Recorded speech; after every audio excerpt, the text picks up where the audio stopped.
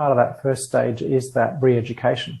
So, a lot of people that initially now work with me in more kind of advanced stages of mindfulness started off coming for, with panic disorder or anxiety or something or other.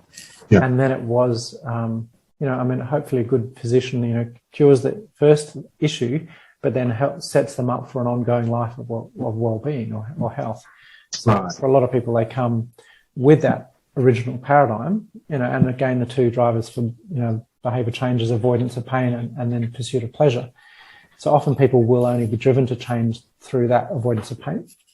And that kind of is often where people first present. Mm.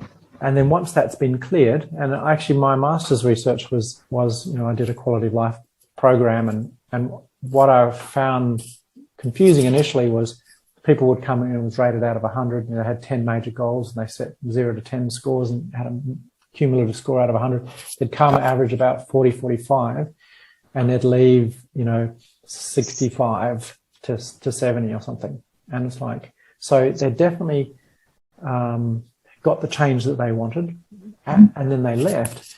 And I was keen on, well, what about that 70 to 100 range? Why isn't anyone interested in that? Or why are they stopping at 65 to 70? And I realized it was because the drivers had needed to shift. So what got them there was the avoidance of pain driver. They were now out of pain. So great, problem solved.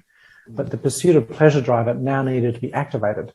And currently I didn't really know how to do that. So they'd leave and they'd be gone. But, it's problem solved. So in the second half of my career, if you like, and that's kind of where my doctoral work started, was, well, how do I get people interested in the pursuit of pleasure driver, which is that kind of optimum way of living, the inner well-being stuff. And so that's when I moved into that meditation training and so on. And I think my key question in the very beginning was, how can, someone, say perhaps, my fantasy of, being in the Caribbean on his yacht, but, unsure whether he took Prozac that morning, whilst his counterpart, Tibetan monk in the snow, freezing sub-zero temperatures, is sitting in bliss.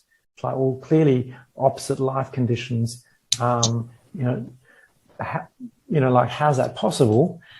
And what I really wanted was both, to be honest. And so it was like, well, how does one build a functional quality of life, but an internal well-being? And in a sense, often the work is building the skill sets so that the foundation is in place, but then building that robust sense of well-being that can, as the Tibetan monks, be in such a meditative state using their techniques called like tumo, they can freeze, they can defrost a wet blanket whilst they're sitting in meditation because they've learned the techniques of, complete mastery.